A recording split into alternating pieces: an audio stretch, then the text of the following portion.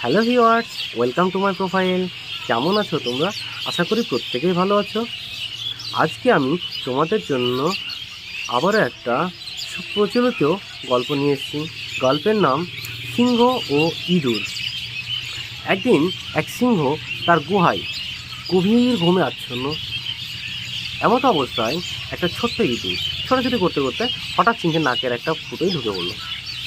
সিংহের ঘুম ভেঙে যাওয়ার ফলে সে রেগে গিয়ে ইঁদুরটিকে থাবা দিয়ে মেরে ফেলতে চেষ্টা করেছিল, কিন্তু ইঁদুরটি অত্যন্ত বিনয়ী সুরে সিংহের কাছে প্রার্থনা করছিল যে তাকে যেন মেরে না ফেলা হয়।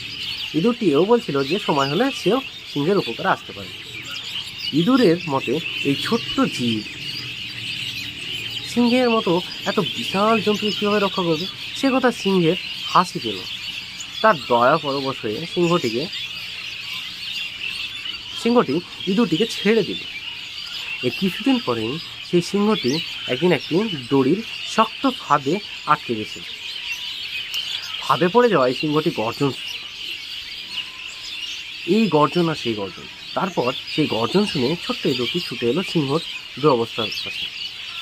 ছোট্ট ইঁদুরটি তার ধারালো দাঁত দিয়ে ফাঁদের দড়িটি কাটতে শুরু করলো। এভাবে অবশেষে শেষে সিংহকে ফাঁদ থেকে মুক্তি করলো।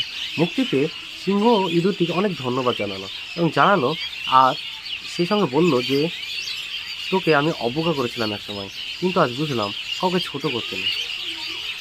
আজকের গল্পের নীতি কথা হলো, ছোট বলে কাউকে অবজ্ঞা করতে নেই, উপকারে সবাই কাজে লাগতে পারে।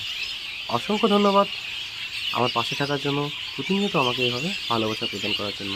অসংখ্য ধন্যবাদ।